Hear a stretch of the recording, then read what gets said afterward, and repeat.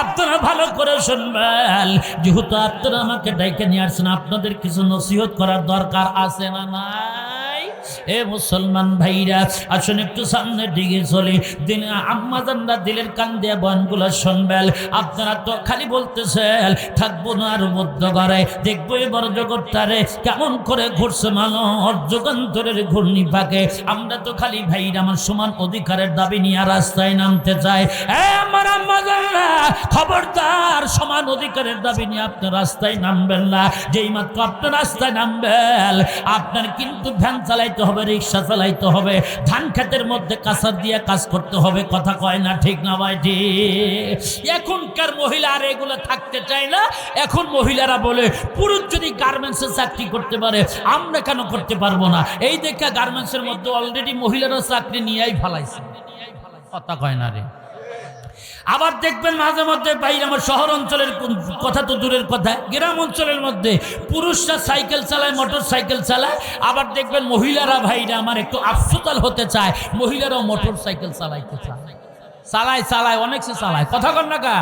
মুসলমান ভাইরা, ওই আমার আম্মাজানরা, সমান অধিকার নিয়ে রাস্তায় মাত্র রাস্তায় নামবেন, আপনার বিপদ হইয়া যাবে। ওর থেকে আপনার সমান অধিকারের দাবি নিয়ে আপনার রাস্তার মধ্যে না থেকে আপনি ঘরের মধ্যে থাকেন। আপনি কি যদি আপনার স্বামী কাজে বলে না বাহিরে যাওয়া যাবে না, এটা নবীর নিষেধ, এটা আল্লাহ পাকের নিষেধ। আল্লাহ আমাদেরকে ঘরের মধ্যে আবদ্ধ করার কথা বলছেন, পর্দা পুশিদার কথা বলছেন। অকরনা ফি বুয়ুতিকুম ওয়ালা তাবাররাজনা তাবাররুজাল জাহিলিয়াতিল উলা। আল্লাহু আকবার বলেন। এ মুসলমান ভাইরা আমার, মহিলারা আর ভাইরা আমার ঘরে থাকতে চায় না, সমান অধিকারের দাবি নিয়ে রাস্তায় নামতে চায়। ও মুসলমান ভাইরা, মহিলারা আগের জামানায় ভাইরা আমার কি করেছিল? স্লোগান দিয়েছিল থাকবো না আর বদ্ধ ঘরে, দেখবো এবার জগৎটারে কেমন করে ঘুরছে মানুষ যুগান্তরের ঘূর্ণি পাকে। এই স্লোগান ছিল ভাইরা আমার 1996 সনে। আর কিছুদিন আগে স্লোগান দিয়েছে ভাইরা আমার বর্তমান মহিলারা, স্লোগান দেয় থাকবো না আর ভাঙ্গা ঘরে থাকবো না, স্বামীর হুকুম মানবো না, ভাঙ্গা ঘরে থাকবো না, স্বামীর হুকুম মানবো না, বৃষ্টি পরে টিপটাপ, কিস্তি দিব ঠিকঠাক। কথা কয় না রে? এ মুসলমান ভাইরা আসল, এ মায়ের জাতিরা শোনেন, সমান অধিকারের দাবি নিয়ে যেই মাত্র আপনি রাস্তায় নামছেন, সেই সময় থেকে আপনার কি হয়েছে? আপনি লাঞ্ছনা হইতেছেন, অসম্মানী হইতেছেন কেন ভাইরা আমার? আমি আপনাদের সামনে কি ভাইরা আমার, একটু ভাইরা আমার নসিহত করলে ভালোভাবে বুঝবেন। এ ভাইরা আমার, আপনারা লাউয়ের খামার চেনেন? কথা কয় না। লাউ গাছ চেনেন? লাউ গাছের উপরে কি খুব সুন্দর করে সামানা দেওয়া আছে? কথা কন। লাউয়ের খামার এবং পানের খামার একই জায়গায় আছে। পানের বর অনেকে মানুষে দেখছেন, পানের বরের উপরে, পানের গাছের উপরে কিন্তু অনেক ভাইরা আমার বেষ্টন করা আছে, ছায়া আছে। তার কারণ এই পান গাছের উপরে যেমন ধুলাবালি না লাগে, রোদ না লাগে, এই দিক নির্দেশনা করে উপরে সামানা দেওয়া হয়। কথা কয় না। আর লাউ গাছ কিন্তু একই জায়গায় আছে। দেখবেন বন্ধুরা আমার, লাউ গাছের মধ্যে যত রোদ লাগবে তত লকলক হবে, টকটক হবে। কথা কয় না। ডগাগুলো কিন্তু কাঁচাটাই খাইতে মনে চায়, ঠিক না? ও মায়ের জাতিরা ভালো করে শুনবেন উদাহরণটা আমি আপনাদের সামনে, যদিও দুনিয়ার কিনা ভাইরা আমার কি উদাহরণ দিয়ে আমি আপনাদের সামনে বয়ান করে গেলাম। বন্ধুরা রে, যদিও দুনিয়ার উপমা হোক কিন্তু কার্যকারী এতটুক। বন্ধুরা আমার শোনেন, এ ভাইরা আমার, মাইকের সাউন্ডটা আমার কানে আসতেছে না, আমি বলবো কি? কারণ বক্তা যদি আলোচনা না শোনে, শ্রোতাদের সামনে আলোচনা খুব কষ্টকর হয়ে যায়।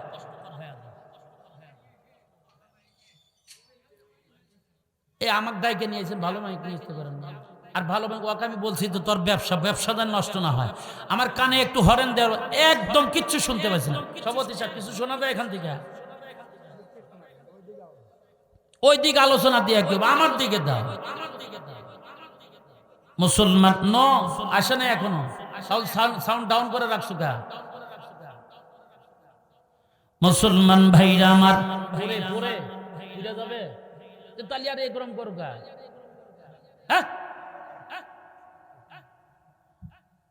মুসলমান ভাইরা আমার, এইভাবে থাক, হাত সরাও, হাত দিবে না। মুসলমান ভাইরা আমার, আসলে একটু সামনের দিকে চলি। আমি আপনাদের সামনে যদিও দুনিয়ার কোনো একটা উপমা, কিন্তু এই উপমার ভিতরে নসিহতের ভিতরে অনেক কিছু বোঝার মতো মাহিত্য আছে। মুসলমান বন্ধুরা আমার, পানের খামার আল্লাহের খামার একই জায়গায়। হঠাৎ করে ভাইরা আমার, পান গাছ একদিন বেড়ার ভিতর দিয়া ফাঁক করা জিব্বাটা বের করে দিয়া লাউ গাছকে বলতেছে, লাউ গাছ ভাই সমান অধিকার চাই। বলে কি সমান অধিকার? বলে সমান অধিকার হলো তুমিও যেই মালিকের জমি আমিও সেই মালিকের জমি। তুমি সবুজবিহীন বৃক্ষ, আমিও সবুজ কালার, তুমিও সবুজ বৃক্ষ, কিন্তু তুমি কাণ্ডবিহীন বৃক্ষ, আমিও কাণ্ডবিহীন বৃক্ষ। কাণ্ডবিহীন বৃক্ষকে আন্নাজমু শাজারু ইয়াসজুদান বলা হয়। ও মুসলমান ভাইরা আমার, যেই মাত্র ডাকতে বলতে যে শোনা নাও, পান গাছে সমান অধিকারের দাবি নিয়ে তুই রাস্তায় নামতে পারবি না। বলে কেন নামতে পারবো না? বলে তোমার মাথার উপরে এত, আমার মাথার উপরে এত পর্দা, তোমার মাথার উপরে এত পর্দা কেন? তোমার উপরে মাথার উপরে পর্দা নাই, আমি একটু বের হতে চাই, আমি সমান অধিকারের দাবি নিয়ে রাস্তায় চলতে চাই। লাউ গাছ ডাকতে বলতে যে পান গাছ ভাই সমান অধিকারের দাবি নিয়ে তুই রাস্তায় নামলে তুই এক মুহূর্ত চলবি না। তার কারণ হলো তোর মাথার উপরে যদি পর্দাটা সরায় নেয়, এই পর্দাটা সরায় নিলে তোর উপরে বৃষ্টির ফোঁটা পড়বে, তোর উপরে রোদ লাগবে, ধুলাবালি পড়বে, আর রোদ লাগলে ধুলাবালি পড়লে তুই পাইসকে ধরা যাবি। এই স্মৃতিওয়ালা তোর স্মৃতি পড়া যাবে। এই স্মৃতিওয়ালা পান ওই কুঠির সর সিরাজগঞ্জ বাজারে নিলে কেউ টাকা দিয়া নয়, মাগনা দিলেও তো খাইবার চাবে না। কথা কয় না ঠিক না ভাই? ঠিক। শোন চঞ্চল, তোকে মাগনা নয়, টাকা নয়, মাগনা দিলে কিন্তু তোকে খাইবার চাবে না। অর্থাৎ তুই সমান অধিকারের দাবি নিয়ে রাস্তায় নামিস না। তখন বলতে যে শোনে না, সমান অধিকারের দাবি নিয়ে রাস্তায় কেন নাম বলা? বলতেছে শোনো, আমার মাথার উপরে যদি পর্দা দেওয়া হয় আমি পাঁচকে ধরা যাবো, ছায়ার মধ্যে ভালো হব না। আমার মাথার উপরে যত রোদ লাগবে তত আমি লকলাকা হব, আর এই লকলাকা শাক সিরাজগঞ্জ বাজারে নিয়ে যাওয়ার আগে শেষ হয়ে যাবে। এ মুসলমান ভাইরা, আসুন একটু সামনের দিকে চলে। এ মায়ের জাতিরা, আপনার মেয়েদেরকে, আপনার সন্তানদেরকে, আপনার মেয়েদেরকে আপনারা এই নিউ মার্কেটে যাবেন না। আর যদি যাইতে চান পর্দার কুশিদা করে যান। আপনারা ব্যাপারটা অবস্থায় কি কখনো রাস্তাঘাটে নামবেন না, রাস্তাঘাটে নামবেন না। আপনার মেয়েদেরকে নর্তকী নাচগনলা বানাবেন না। তার কারণ হলো আপনার মেয়েরা যদি কি অলঙ্গ বেহাপনা পর্দা পুশিদা খারাপ করে ওই রাস্তাঘাটে চলে, ইফটিজিং হয়ে যায়। অনেক সময় মহিলার দলেরা ইফটিজিং হয়ে যায়, আর ইফটিজিং হয়ে যাওয়ার সাথে সাথে আপনার ব্যাপারটা মহিলাকে কিন্তু ভাই আমার ওই লকলকার মতো শাকের মতো নয়, ওই পানের মতো আপনার মহিলা ইফটিজিং হওয়ার পর পাঁচকা ধরা যাবে, নর্তকী হয়ে যাবে। আপনার ওই পান টাকা দিয়া নয় ভাই আমার, ইজাব কবুলের মাধ্যমে বিয়ে হবে, ঠিক আছে, মহারণা দিয়া না, যৌতুক দিয়াও তোমার মেয়েকে কেউ নিবার চাবে না। কথা কয় না ঠিক না ভাই? ঠিক। এই জন্য মায়ের জাতিরা বলে যায় পর্দা পুশিদার কোনো অবকাশ নাই। পর্দা পুশিদা আপনারা করবেন, ঠিক মতো পর্দা পুশিদা করবেন। তার কারণে আপনার যত পর্দা পুশিদার মধ্যে থাকবেন তত আপনাদের সম্মান বাড়বে, আপনারা লকলক হবেন। আর আপনাদের মেয়েদেরকে পর্দা পুশিদার মধ্যে রাখবেন। আপনার এলাকার মধ্যে সুষুম তালায় আপনার মেয়েকে বিনা মহরণায় কিন্তু বিয়া, বিনা যৌতুকে কিন্তু বিয়া করে নিয়ে যাবে। কথা কয় না ঠিক না ভাই? ঠিক। এই মায়ের জাতিরা, আসুন একটু সামনে দিয়ে চলি। আমি আপনাদের সন্তান হইয়া আমি আপনাদেরকে কয়েকটা নসিহত করে যাই। মা, আপনারা কিন্তু চারটা জিনিস আপনারা কিন্তু কষ্ট করার, এত চারটা জিনিস আপনারা কষ্ট করার পর আমাদেরকে আপনারাই তো জন্ম দিলেন। মা, আপনাদের পেট থেকে আমাদের মতো আলেমদের ভূমিষ্ঠ হয়েছে, কোটি কোটি মানুষের ভাইরা আমার ওলিয়া আল্লাহ আপনাদের পেট থেকে হয়েছে, দার্শনিক হয়েছে আপনাদের পেট থেকে, আপনাদের পেট থেকে বড় বড় এপার্সির জিগদিদারি ভাইরা আমার ডাক্তার বের হয়েছে, ভাইরা আমার ব্যারিস্টার বের হয়েছে। আপনাদের পেট থেকে ভালো হয় খারাপও হয়। কথা কয় না ঠিক না ভাই? ঠিক। যদি মায়ের জাতি ভালো হয় তাহলে সন্তানগুলো ভালো হওয়ার সম্ভাবনা আছে না নাই? এ মায়ের জাতিরা, আপনারা যদি মুমতাজ মার্কা পাগড়ির মতো হয়ে যান, আপনার মেয়ে হবে কিন্তু গায়িকা নায়িকা, কথা কর না গায়। আর যদি আপনারা যদি বাইরে আমার আপনারা যদি আব্দুল কাদের মার যদি কি মতো হয়ে যান, আপনার পেট থেকে হবে আব্দুল কাদের জেলানি, আপনার পেট থেকে হবে খাজা আজমিরি সঞ্জরি রহমতুল্লাহি আলাইহি, জোরে কান মারহাবা। এই মায়ের জাতিরা, আমি আপনাদের সামনে যে কথাগুলো বলে যাই দিলের কান দিয়ে শুনবেন রে মা। দুনিয়ায় থাকার জায়গা না। আমার আপনার পয়গম্বরের ভাইরা আমার মাত্র হায়াত পাইছিলেন ভাইরা আমার 63 বছর। 63 বছর পর্যন্ত আমার আপনার হায়াত গড়ে হায়াত, তার উপরে কিছু বাঁচতে পারে নাও বাঁচতে পারে রে মা। টার্গেট হলো 63 বছর পর্যন্ত। নবীর মতো ভালো মানুষ থাকতে পারে নাই, নবীর স্ত্রীরা থাকতে পারে নাই, নবীর বেটা বেটিরা থাকতে পারে নাই। আমি আপনার থাকতে পারবো না রে মা। আমার আপনার চলে যখন যাইতে হবে, চলে যাওয়ার আগে আমার আপনার কি করণীয় করতে হবে মা? কবরের সুখ শান্তি যদি পাইতে চাও, কবরে যদি বেহেশতের সামানা বিছাইতে চাও রে মা, দুনিয়ার ভিতরে তোমার পর্দাবশীদের মধ্যে থাকতে হবে 1 নাম্বার। 2 নাম্বার, আপনার সন্তানাদিদেরকে ভাইরা আমার সুন্নাত পরিবেশে কোরআন হাদিস শিক্ষা দিতে হবে মা।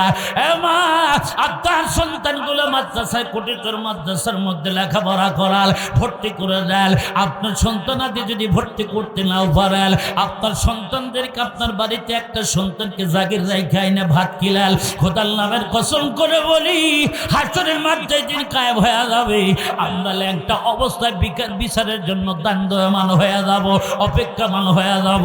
সেই দিন হাসরের ময়দানে যেই সমস্ত ছাত্রগুলোকে ভাত খিলাবেন, যেই সমস্ত ছাত্রদেরকে তালিবুল ইলমদের খাতায় নাম লেখাবেন, মনে রাখবেন এই সমস্ত ছাত্ররা আপনাকে সারা জান্নাতে কখনো যাবে না। একটু জোরে কন্না মারহাবা।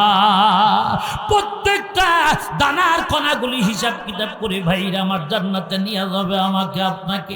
এই মায়ের জাতিরা, এই জন্য আপনার সন্তানদেরকে লেখাপড়া করাবেন, কোরআন হাদিস শিক্ষা দিবেন, মাসআলাগুলো শিক্ষা দিবেন, সুন্নাতগুলো শিক্ষা দিবেন।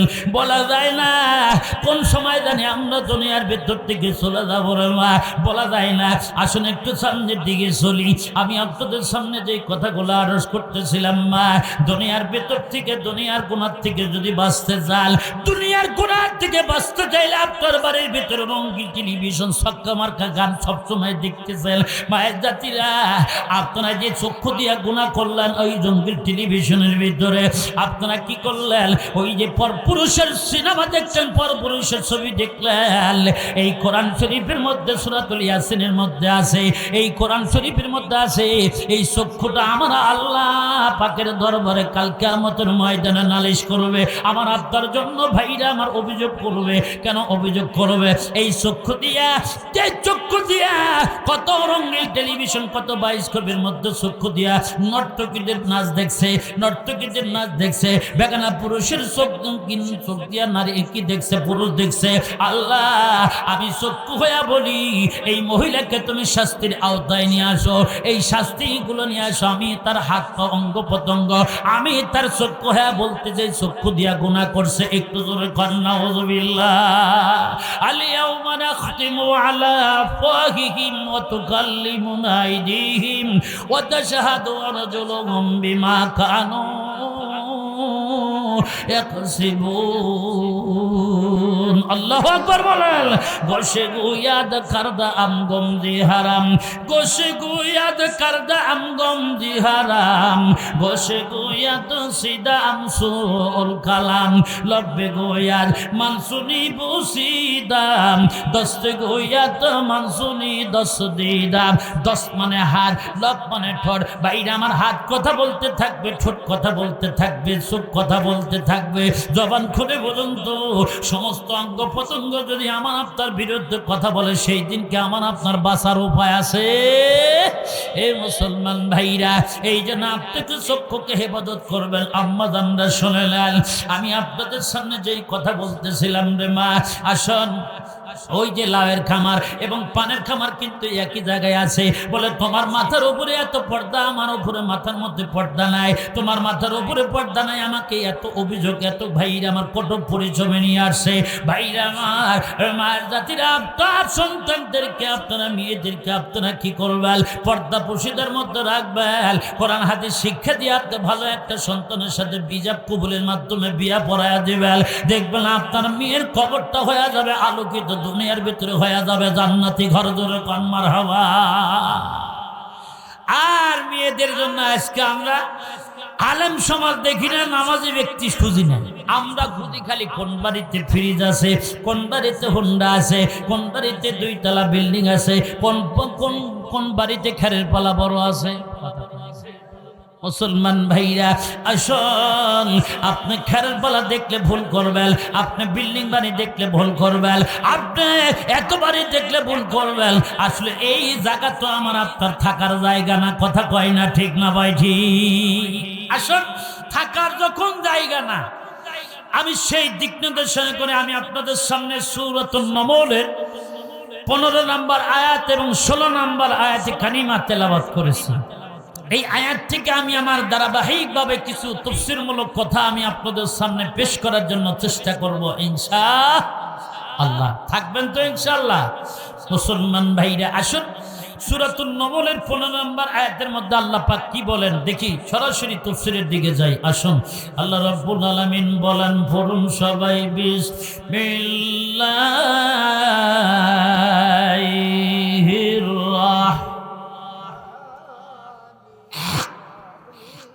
আরেকটু জোরে বলেন, বিসমিল্লাহির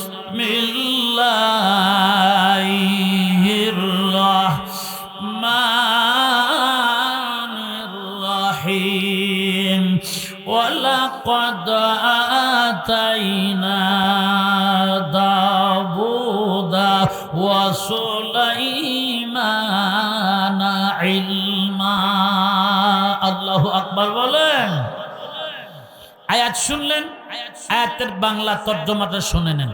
আল্লাহ পাক নিজেই বলেছেন, আমি দাউদ এবং সুলাইমানকে ইলম দান করেছি। একটু জোরে কোন সুবহান। যেই ইলম শিক্ষা আপনাদের কুঠিরচর মাদ্রাসার সন্তানদেরকে শিক্ষা দেওয়া হয়, মারহাবা কোন। ইলম শিক্ষা দেয় যারা, তারা হলো বেহেশতি একটা ফুল সমতুল্য। আর যে ইলম যারা অন্বেষণ করে, তারা দুনিয়ার একটা মৌমাছির মতো। সুবহানাল্লাহ কইলেন না? এই ওয়াজ তো ইলম সম্পর্কে ওয়াজ, আপনারা আপনাদের করলে আপনারা কিচ্ছু বুঝবেন না। যেমনি করে বোঝেন আমি আপনাদের সামনে করে বয়ান করে যাই আজকে। এখন এই পরিচয় নিয়ে নেন। আল্লাহ পাক বলছেন, আমি দাউদ এবং সুলাইমানকে ইলম দান করেছি। এই দাউদ এবং সুলাইমানের পরিচয়টা আপনারা আগে নিয়ে নেন। দাউদ হলো বাপের নাম, আর সুলাইমান হচ্ছে ছেলের নাম। আল্লাহ পাক বলেন, আমি দাউদ এবং সুলাইমানকে ইলম দান করেছি। তার মানে আল্লাহ পাক নবুয়তি দান করছে। মারহাবা কোন। দুইজনকেই নবুয়তি দান করছে। বাপেও নবী, ছেলেও নবী। বাপেও পয়গাম্বার, ছেলেও পয়গাম্বার। আলহামদুলিল্লাহ কোন। মুসলমান ভাইরা, আসলে দাউদ নবীর তাফসীরের কিতাবের মধ্যে দেখতে পাইলাম, দাউদ নবীর একটা সন্তান, সুলাইমান একটা সন্তান না। দাউদ নবীর মোট 19 জন সন্তান, 19টা বেটা। এই বেটাদের ভিতর থেকে ছাঁটার বাছাই করে আল্লাহ পাক এই দাউদ নবীকে বাচ্চাই দান করছিলেন, ইলম দান করছিলেন যত। এই বাচ্চাই যত ধন সম্পদ আছে, বুড়াকালে একটু পরীক্ষার মাধ্যমে 19 জন বেটাকে পরীক্ষার মাধ্যমে এই মিরাস হিসাবে এই সুলাইমান পয়গম্বরকে তার সম্পত্তি দান করেছিলেন। একটু জোরে কোন সুবহান। খুব সুন্দর একজন বক্তৃতা। এখানে যদি একটু ধৈর্যের বাদ যদি না ভাঙ্গে, আমি আপনাদের সামনে বক্তৃতা করতে চাই, শুনবেন তো ইনশাআল্লাহ? খুব সুন্দর বক্তৃতা। আসল তার মানে এখন বোঝা গেল, বাপেও পয়গাম্বার, ছেলেও পয়গাম্বার। বাপেও ডাক্তার, ছেলেও ডাক্তার। বাপেও আলেম, ছেলেও আলেম। বাপেও চোর, ছেলেও চোর। আসলে কি বাপ যদি চোর হয়, ছেলে কি চোর হয়? কথা কয় না রে। বাপে যদি মৌলবী হয়, ছেলে কি মৌলবী হয়? হ্যাঁ, কিন্তু বাপে যদি ডাক্তার হয় দেখবেন ছেলেও কিন্তু ডাক্তারি হওয়ার জন্য একটু ঘুরঘুর করে, কথা কয় না, খুব চেষ্টা করে। কেমন? এক বাপ ডাক্তার, বেশি ভালো ডাক্তার না, হাতুড়ে ডাক্তার। হাতুড়ে ডাক্তার আপনারা চেনেন? মানে এমবিবিএস না এমনিবিএস, কোনো ডিগ্রি টিগ্রি নাই। এই এমনিবিএস ডাক্তার চেম্বারের মধ্যে বসে আছে, তার ছোট্ট একটা মাসুম বাচ্চা, মাত্র সবে মাত্র 13 থেকে 14 বছর বয়স, বসে আছে। হঠাৎ করে একটা রোগীর সন্ধান আসলো, আসার পরে বলতেছে, ও ডাক্তার চলেন আমার বাসার মধ্যে চলেন, আমার ছেলে একটা অসুস্থ হয়ে আর পড়ে আছে, একটু দেখে আসেন, চলেন। কয় চলো। ব্যাগটা সব নিয়ে যেই মাত্র যাবে, চেম্বার সারবে, তখন ওই ছোট্ট বাচ্চা ডাকতে বলতেছে, আব্বা আপনি কি আমাকে আহাম্মক পাইছেন? আমাকে আপনার দোকানে বসে রাখবেন আর আপনি ওই বেড়ায় বেড় যাবেন? তা হবে না, আমি আপনার সাথে যাবো, আমাকে নিয়ে যান। কয় না বাবা থাক তুই, আমি একটু আসি। কয় না থাকবো না। এখনকার স্যাংডা প্যাংডার কিন্তু মায়ের রুহের জগতে থাকতে থাকতে, মায়ের পেটে থাকতে থাকতে কিন্তু রুহু বাত্তি হয়ে গেছে, কথা কয় না। কারণ এরা ক্লাস 3-তে পড়ে, এই ছেলেগুলো প্রেম প্রীতির মধ্যে মগ্ন থাকে, কথা কয় না। তখন বলতেছে, আব্বা আমি আহম্মক না, আমি আপনার সাথে যাবো, চলেন। আপনারা দেখবেন বাজারে যেই সময় যাইতে যান, ওই ব্যাগ নিয়ে বাজারে যাবেন, তখন ওই দেখবেন হয় ছেলে পিলে নাতি বুঝি হয় ব্যাগ টান দেবে, না হলে লুঙ্গি টান দেবে, বাজারে যায়, কথা কন না। তখন বলছে চল যাই। যেই মাত্র ওই ডাক্তার রুগীর বাড়িতে নিয়ে বসা রাখছে, বস। এখন তৎকালীন যুগে মুরব্বীরা আপনারা ভালো করে জবাব দিবেন, আপনাদের জামানায়, আগের জামানায় আমি ছোটবেলায় দেখেছি, এত পরীক্ষা নিরীক্ষা করার জন্য ডাক্তারের কাছে এত যন্ত্রপাতি, এত চেকআপ টেকআপ করার জন্য মেশিন পাতি ছিল না, কথা কন না। আপনাদের যে সময় ওই অসুখ হইতো, ডাক্তারখানায় গেলে এরকম ভাবে হাত দিত, কথা কন না। এইরকম হাত দেখতো, বাল্ব দেখতো ডাক্তাররা, বাল্ব দেখে রোগ নির্ণয় করে ওষুধ পানি দিছে, আলহামদুলিল্লাহ রোগ ওই রুগী ওষুধ খায় ভালো হয়ে যাইতো, কথা কন না। অল্প টাকার ওষুধই মেলায় কিছু চিকিৎসা হয়ে যাইতো।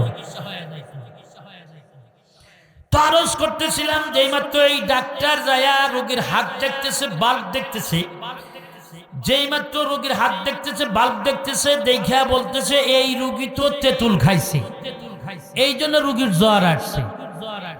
ঘটনাক্রমে রোগী ওই দিন তেঁতুল খাইছিল, ডাক্তার ওষুধ পানি দিছে, রোগী ওষুধ পানি খায়া ভালো হয়ে গেছে। চেম্বারে আসার পরে আব্বাকে ওই ছেলের ডাকটা বলতেছে, আব্বা আপনাকে একটা প্রশ্ন করবার চাই। বলে কি প্রশ্ন? বলে আব্বা আপনি তো আলিমুল গায়েব না। আলিমুল গায়েব কে? কথা কন কে? আব্বা আপনি তো আলিমুল গায়েব না, রুগী তেঁতুল খাইছিল, এটা আপনি কেমনে বুঝতে পারলেন?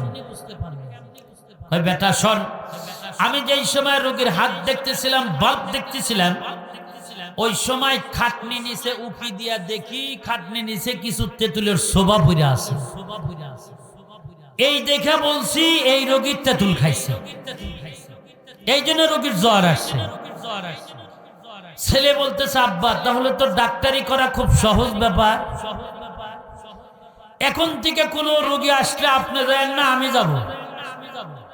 কয় না তুই পারবি না। কয় না পারমু। কয় না আমি বলছি পারবি না। একটু পরে আবার একটু রোগীর সন্ধান আসলো, ছেলে বলতেছে, আব্বা আপনি যাবেন না, আমি যাব। বলতেছে ঠিক আছে যা। আব্বার ব্যাগ ট্যাগ সব নিয়ে ওই রোগীর বাসায় গেছে। বাসায় যে আব্বার মতোই কায়দা কৌশলে রোগীর হাত দেখতেছে, বাল্ব দেখতেছে, দেখে খাটনির নিচে উকি দিয়া দেখে যে খাটনির নিচে কিছু সেরা জুতা পড়ে আছে, এই দেখে বলছে এই রোগী সেরা জুতা খাইছে, এই জন্য রোগীর জ্বর আসছে। বাড়ির লোকজন বলো, আরে পিটা, আচ্ছা মতো পিটা, ডাক্তার সব কাইরানি, রোগী জুতা খায়, পিটা আচ্ছা মতো। মাইটার খায়া চেম্বারে যায় বলতেছে, আব্বা আপনার থিওরিটি ডাক্তারি করবার যে আমার মার খাওয়া লাগছে। কি বলছে? কি বলছে? বলে আব্বা আপনার মতো ওই কায়দা কৌশলে হাত দেখতেছিলাম, বাল্ব দেখতেছিলাম, আর খাটনি নিচে উকি দিয়ে দেখি খাটনি নিচে কিছু সেরা জুতা পরে আছে, সেরা জুতা খাওয়ার কথা বলছি। দুধ পেটা, সেরা জুতা কি খাওয়ার জিনিস? কথা কন। আব্বা যোগ্যতা অর্জন করতে পারছে দেখায় ডাক্তারি করতে পারছে, ছেলেও যদি কিছু ডাক্তারি অর্জন করতে পারতো, ছেলেও ডাক্তারি করতে পারতো, কোনো অসুবিধা ছিল? আল্লাহ পাক বলেন, আমি বাপকেও আমি ডাক্তার বানাইলাম, ছেলেকেও ডাক্তার বানাইলাম, ছেলেকেও নবুয়তি দিছি, আমি আল্লাহ বাপরেও নবুয়তি দান করলাম। একটু জোরে কর সুবহানাল্লাহ। তার মানে বোঝা গেল বাপেও নবী, ছেলেও নবী, বাপেও পয়গম্বর, ছেলেও পয়গম্বর। একটু জোরে কর সুবহানাল্লাহ। ভাইরা আমার, নির্বাচন করে চেয়ারম্যান হওয়া যায়, নির্বাচন করে এমপি হওয়া যায়, কিন্তু নির্বাচন করা মেম্বার হওয়া যায়, এমএলএ হওয়া যায়, প্রাইম মিনিস্টার হওয়া যায়, কিন্তু নির্বাচন করা নবুয়তি হওয়া যায় না। এটা গড গিফটেড, এটা আল্লাহ পাকের দান, এটা হাসিল করা যায় না। আল্লাহ রাব্বুল আলামিন নবুয়তি যাকে দান করেন সেই নবুয়তির যোগ্যতা হাসিল করে। একটু জোরে কথা কন না ঠিক না ভাই? ঠিক। এ মুসলমান ভাইরা, আল্লাহ রাব্বুল আলামিন দাউদ নবীকে নবুয়তির যোগ্যতা দান করছেন। কেমনে দিয়েছেন একটু পরেই বলবো। এই দাউদ নবী ভাইরা আমার এত বড় নবী হইয়া, এই দাউদ নবী ছিল বকরির রাখাল, বকরি চলাইতো। সুলাইমানও বকরির রাখাল, সুলাইমানও বকরি চলাইতো। ভাইরা আমার, পৃথিবীতে এমন কোন নবী নাই যে বকরি চালায় নাই। যতগুলো নবী রাসূল ছিল সব নবীজির কাঁধের মধ্যে বকরির দড়ি উঠেছিল। কেন বকরির দড়ি উঠেছিল প্রশ্ন করতে পারেন হুজুর, নবীরা কি তাই কোনোদিন বকরি চালাইতে পারে? আমি বলবো হ্যাঁ, তাফসীরে কিতাবের মধ্যে লেখাল যেই নবীজি বকরি চালাইতে পারে না, এক একজন নবীজির মেজাজটা এক এক রকমের হয়। এক একজন নবীর মেজাজটা কিন্তু নরম হয়ে যায়, আর একটা নবীজির মেজাজটা কিন্তু ভাইরা আমার কি হয়ে যায়, হট হয়ে যায়, গরম হয়ে যায়। এই বকরি দিয়া আল্লাহ রাব্বুল আলামিন তাদের মস্তিষ্ককে, এমনকি তাদের মেধা শক্তিকে ধোলাই করত, পরীক্ষা করত। একটু জোরে কন্যা মারহাবা। এ মুসলমান ভাইরা আমার, এই জন্য পৃথিবীতে এমন কোন নবী নাই যে বকরির দড়ি তাদের কাঁধের মধ্যে ওঠে নাই। আমার আপনার পয়গম্বর জনাবে মুহাম্মদুর রাসূলুল্লাহ বকরি চালাইছেন। বকরি চালাইতে চালাইতে জঙ্গলের ভিতরে চালাইতে চালাইতে সাহাবায়ে কেরামদের সাথে পরামর্শ করতেছিলেন, ও সাহাবায়ে কেরামরা তোমরা শুনে নাও, আমি নবী যতদিন পর্যন্ত জঙ্গলের মধ্যে বকরি চলাইছি, ওই জঙ্গলের কোন গাছের ফলটা মিঠা লাগে, কোন গাছের ফলটা তিতা লাগে, কোন গাছের ফলটা টক লাগে, এটা আমি নবী টের পাই। এইটা বোঝার ক্ষমতা আমার আল্লাহ আমাকে দান করছেন। একটু জোরে কন্যা মারহাবা। এ ভাইরা আমার, বকরি কিন্তু ঘাটরা একটা প্রাণী, ঘাটরা একটা প্রাণী। কেন ঘাটরা প্রাণী বললাম? আপনারা কিছু কিছু বকরি চালান, আপনাদেরকে ভাইরা আমার বয়ানটা করলে আপনারা ভালো করে বুঝে আসবে আপনাদের। আপনারা যে সময় বকরিটা গোসল করাইতে নিয়ে যান, পানির কিনারে নিয়ে যান, পুকুরের কান্দায় নিয়ে, নদীর কান্দায় নিয়ে, যেই মাত্র মাল কাসার মাইরা যেই মাত্র পানির ভিতরে নাইমা আপনার দড়িটা টান দিবেন, দেখবেন ওই বকরিটা কিন্তু পানির কিসেরা এসে একেবারে হুন্ডা বের করে। কথা কয় না, একবারে ব্রেক করে, এমন ব্রেকের ব্রেক, আর সামনের দিকে অগ্রসর হতে চায় না। আবার দেখবেন দুই পাও দিয়া, দুই ঠ্যাং দিয়া একবারে খুঁটি করে পিছনের দিকে যাইতে চায়। কথা কয় না? মুসলমান ভাইরা আমার, আসুন একটু সামনের দিকে চলি। আমি আরজ করতেছিলাম যে এই মাত্র বকরিটা আবার একটু আস্তে আস্তে টান দিবেন, খুঁটি করছে, যাইতে চাই না, আবার একটু জোরে টান দিবেন, বকরি এক নাপ দিয়া পার হয়ে যায়। ঠিক না? এটা হলো বকরি ভাইরা আমার। বকরি চালানো কিন্তু যার তার কাম না ভাইরা আমার। যে ব্যক্তি বকরি চালাইতে পারবে তার মেজাজটা যতই হট থাক না কেন, গরম থাক না কেন, আল্লাহ রাব্বুল আলামিন বকরির মাধ্যমে তার মেজাজটা নরম করিয়া দেয়। একটু জোরে কন্যা মারহাবা। কেন নরম করে দেয়? একজন পয়গম্বরের কথা বলে যায়। মুসা পয়গম্বর বউ শ্বশুর বাড়িতে 10 বছর বকরি চালাইছেন। 10 বছরের ভিতরে ভাইরা আমার পালের ভিতর থেকে একটা বকরি যেই মাত্র পালের ভিতর থেকে পৃথক হয়ে যায়, আলাদা হয়ে যায়, এই বকরিটা পাহাড়ের দিকে রওনা করতেছে। বকরিও কিন্তু চালাক কম না। পিছনের দিকে তাকায় দেখে নবী মুসা পয়গম্বর হাতের মধ্যে লাঠি নিয়ে আমার পিছনে চলে আসতেছে। এই বকরি এই লাঠি দিয়ে যদি একটা বকরি দেয় এই পাছার মধ্যে ভিতরে, আমার কিন্তু অস্তিত্ব থাকবে না। আমি মারা যাব।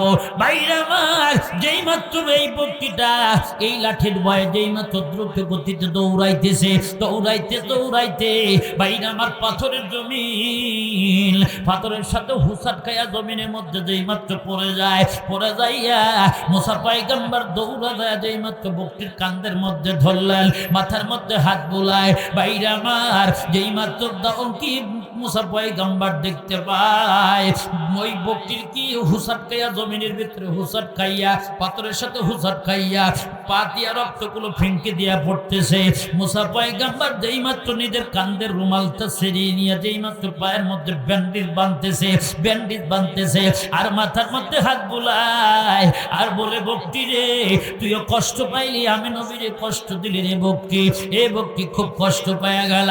ভাইরা আমার, আল্লাহ রাব্বুল আলামিন আল্লাহ রাব্বুল আলামিন জিবরাইলকে ডাকতে বলে, জিবরাইল রে দেখ, একটু তাকায়া থেকে দেখ, আমার মুসা পয়গম্বরের ভিতরে একটা বক্তির জন্য এত মায়া মমতা এসে গেছে রে জিবরাইল। আমি এখন বুঝতে পারছি নবুয়তির যোগ্যতা নবীর মুসার মধ্যে আইসা গেছে। এই জিবরাইলরা দেরি করিস না, তোর পর্বতে যা, কালমা নিয়া নবুয়তি নিয়ে অপেক্ষা কর। একটু জোরে কন্যা মারহাবা। এ মুসলমান ভাইরা আমার, আসুন একটু সামনের দিকে চলি। যেই ব্যক্তিটা বক্তি চালাইতে পারবে তার মেজাজটা যতই হক থাক না কেন, গরম থাক না কেন, নরম হয়ে যায়। কেন বললাম মুসা পয়গম্বরের কথা? মুসা পয়গম্বরের রাগটা কিন্তু কম না। ভাইরা আমার, একটা থাপ্পড় দিয়া আজরাইলের দুইটা দাঁত ভাঙ্গা দিছিল। এত গরম নবী মানুষ, মারহাবা কোন ভাইরা আমার। আসুন একটু সামনের দিকে চলি। যেই মাত্র আমি আরজ করতেছিলাম, দাউদ নবী বক্তি ডাকালি করতেন, বক্তি চালাইছেন। ভাইরা আমার শোনেন, বক্তি চালানো সুন্নাত, আপনারা বেশি বেশি বক্তি চালাবেন, বক্তি ভাইরা আমার পালবেন। নবীজি ভাইরা আমার বেশি বেশি বক্তি চালন করছেন, বক্তির ভাইরা আমার আবাদ করছেন। মুসলমান ভাইরা আমার শোনেন, আমি আরজ করতেছিলাম যেই মাত্র দাউদ নবী বক্তি চালাইছেন, দাউদ নবী বক্তি চালাইতে চালাইতে এমন আমল করছেন, আমল দেখে আল্লাহ রাব্বুল আলামিন খুশি হইয়া আল্লাহ রাব্বুল আলামিন জিবরাইলকে ডাকতে বলে, ও জিবরাইল শোন, আমি দাউদ নবী এমন আমল করতেছিল, ওই আমল দেখে আমি আল্লাহ পছন্দ করলাম, আমি আল্লাহ খুশি হয়ে গেলাম। যারে জিবরাইল না, আমি আল্লাহ খুশি হইয়া ওই দাউদ নবীকে আমি তিনটা জিনিস দিতে চাই। আমি আল্লাহ রাব্বুল আলামিন নবুয়তি দিতে চাই, আমি আল্লাহ বাদশাহী দিতে চাই, আমি আল্লাহ দাউদ নবীকে ইলম দিতে চাই। একটু জোরে কন্যা মারহাবা। যারে জিবরাইল না, এই তিনটা জিনিসের ভিতরে যে কোনো একটা জিনিস চায়া নিতে হবে, যা দ্রুত গতিতে দৌড়ায়া যা। ও আমার বন্ধুগণ শোনেন, যেই মাত্র জিবরাইল পয়গম্বরের কাছে আসলেন, আয়েশা বলতেছে, ও দাউদ নবী, আল্লাহ রাব্বুল আলামিন আপনার আমল দেখে খুশি হইয়া আল্লাহ রাব্বুল আলামিন আপনাকে তিনটা জিনিস দিতে চায়। এক নাম্বার, আল্লাহ রাব্বুল আলামিন আপনাকে নবুয়তি দান করতে চায়, আপনাকে বাদশাহী দিতে চায়। তিন নাম্বার, আপনাকে ইলম দিতে চায়। এই তিনটা জিনিসের ভিতরে যে কোনো একটা জিনিস চায় নিতে হবে। আপনি কোনটা চান? আপনি নবুয়তি চান না বাদশাহী চান না ইলম চান? কোনটা চান আপনি বলেন। ভাইরা আমার, দাউদ নবী ভাইরা আমার জিবরাইলকে ডাকতে বলতেছে, ও জিবরাইল ভাই শোনে নাও, আমি দাউদ নবী আমি নবুয়তি চাই না। তার কারণ হলো ছোট মানুষের মুখে এত বড় কথা মানায় না। আমি বাদশাহী চাই না। বাদশাহী অনেক বড় দায়িত্বর কাজ, দায়িত্ব পালন করতে গেলে দায়িত্ব পালন নাও হতে পারে।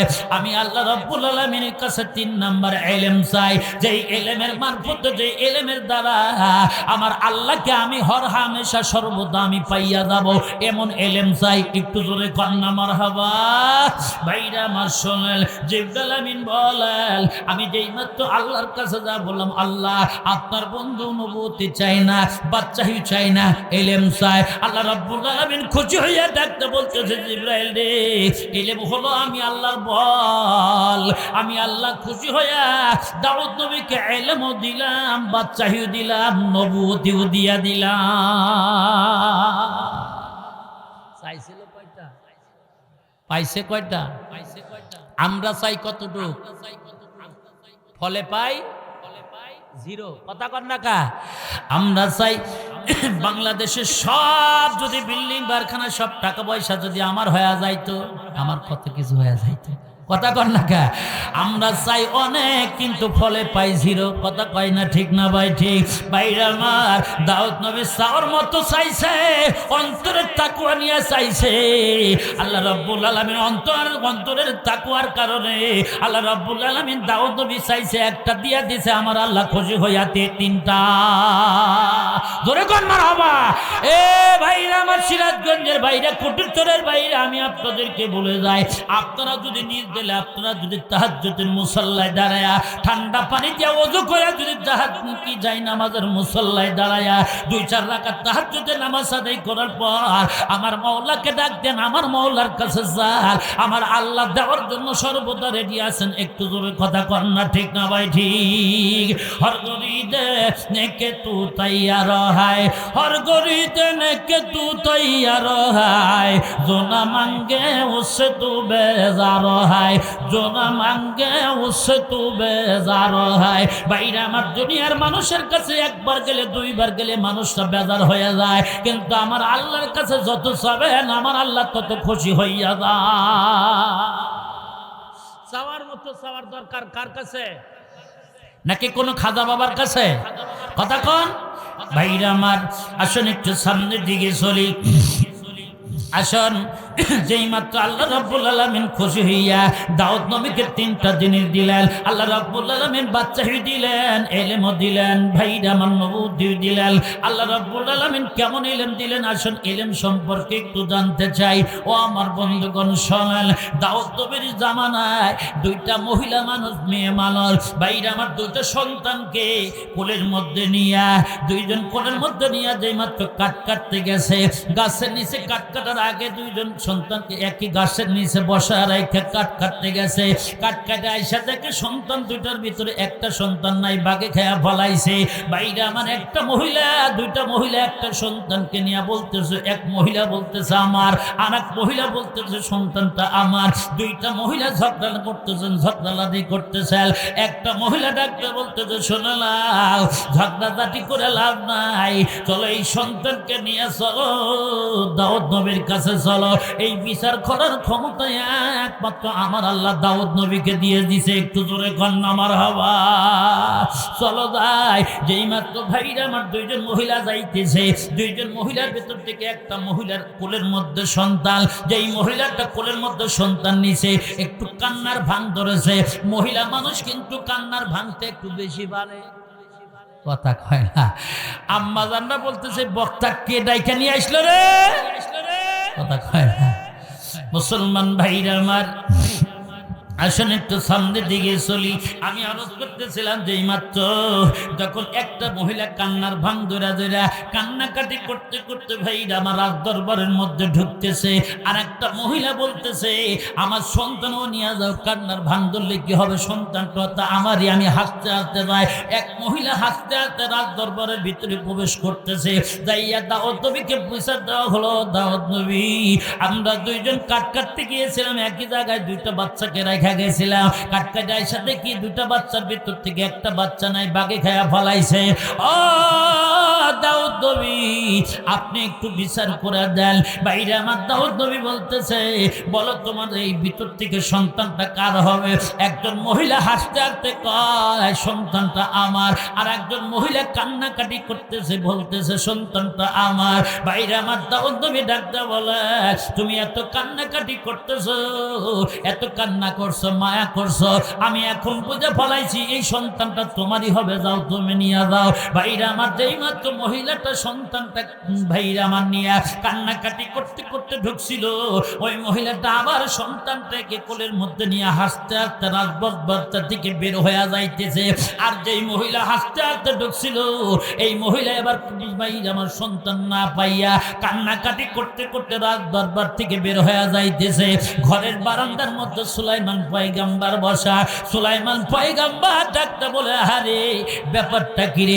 একটা মহিলা কান্নাকাটি করতে করতে বের হয়ে যায়, আর একটা মহিলা হাসতে হাসতে টুনকিন বের হয়ে যায়। কারণটা কি ভাইরা আমার শোনেন? তখন এই সুলাইমান পয়গম্বর ডাকতে বলল, ও বেটিরা তোমরা শুনে নাও, একজন হাসতে হাসতে যাইতেছ, আর একজন কান্নাকাটি করতে করতে যাইতেছ, ব্যাপারটা কি হয়েছে তোমাদের?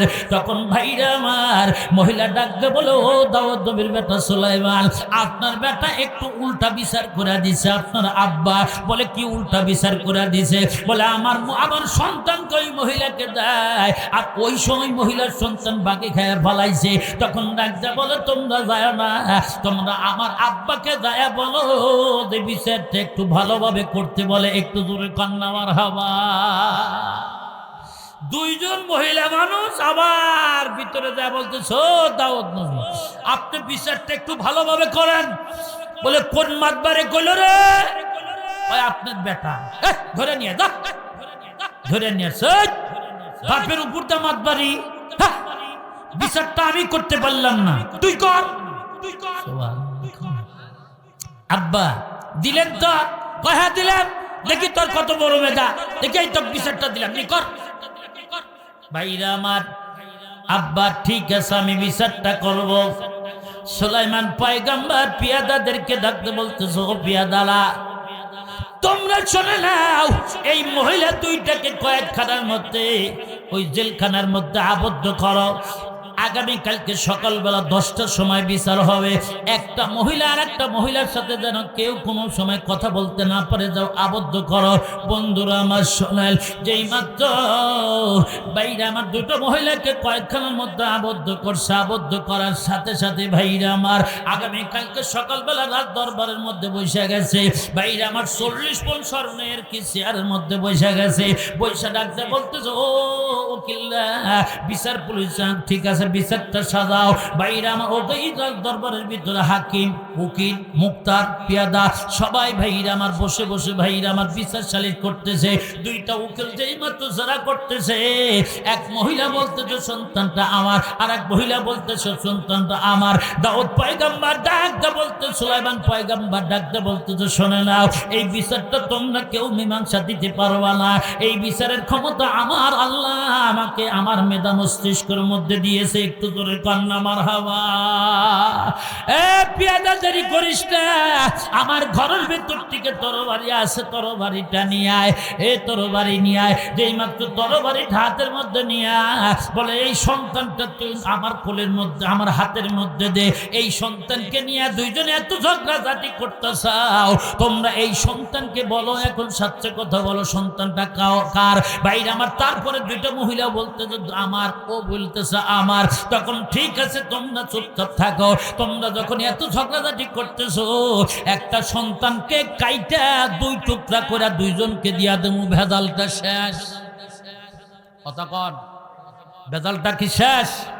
একটা মহিলা বলতেছে, ও দাউদ নবীর বেটা সুলাইমান, আপনি তাই করেন। কি করছে? আপনি কাইটা দুইজনের দুই টুকরা দিয়ে দেন, আপনি তাই করেন। ভাইরা আমার, আসুন একটু সামনের দিকে চলি। আমি আপনাদের সামনে যে কথা বলতেছিলাম, বলতেছে আপনি তাই করেন। ভাইরা আমার, তখন ডাকতে বলতেছে, তুমি বলো কি করব? ডাকতে বলতেছে, ঠিক আছে আমি এখন কাটবো। যেই মাত্র হাতের মধ্যে সন্তান নিয়ে যেই মাত্র ভাইরা আমার তরবারে দিয়া কাটবে, আর এক পাশ থেকে মহিলা ডাকতে বলতেছে, দাউদ নবীর বেটা সুলাইমান, আপনার পা ধরে বলি রে, মেহেরবানি করে বলে আপনি আমার সন্তানকে কাটবেন না, আমার সন্তানকে ওই মহিলাকে দিয়া দেন। বেটার মতো বেটা যদি হয়, অবশ্যই একদিন না একদিন আমার কোলের মধ্যে ফিরে আসবে। একটু জোরে কথা কন না, ঠিক না ভাই? ঠিক। আমার সন্তানকে আপনি কাটবেন না, আমার সন্তানকে ওই মহিলাকে দিয়ে দেন। বেটার মতো যদি বেটা হয়, অবশ্যই একদিন না একদিন আমার কোলের মধ্যে আসবে। মেহেরবানি করে কাটবেন না। ও আমার কুটির স্বরের মা বোনরা ভালো করে শোনেন, আব্বাজিরা ভালো করে শোনেন, আমার ভাইজান যারা আছেন তারাও ভালো করে শোনেন। বেটার মতো বেটা আমরা বানাইতে পারি নাই, আমাদের কপালটা হলো বদনসিব। বেটার মতো বেটা বানাইতে চাইলে আপনাদের আমাদের দুটা আমল করতে হবে। তাহলে ভাইরা আমার আমলদের উসিলা করে দুইটা কাজ যদি আমি করতে পারি, এই দুইটা কাজের উসিলা করে আমার আপনার সন্তান ভাইরা আমার বেটার মতো বেটা হইয়া যাবে। কথা কন্যা ঠিক না ভাই ঠিক?